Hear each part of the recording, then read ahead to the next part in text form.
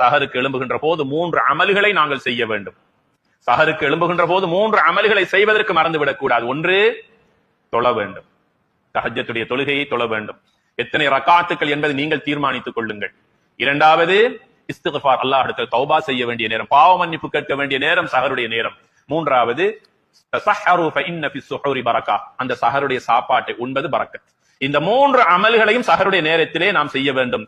நபிகள் நாயகம் ஸல்லல்லாஹு அலைஹி வஸல்லம் சொன்னார்கள், கைருஸ் ஸுஹூர் அத்-தம்ர் என்று சொன்னார்கள். சஹருடைய சாப்பாட்டிலேயே மிக மிக சிறப்பானது பரக்கத்துக்குரிய உணவு ஈத்தம்பழம் என்று சொன்னார்கள் நபிகள் நாயகம் ஸல்லல்லாஹு அலைஹி வஸல்லம். அவர்கள் சஹர் செய்வதும் ஈத்தம்பழத்தினால், இஃப்தார் செய்வதும் ஈத்தம்பழத்தினால்.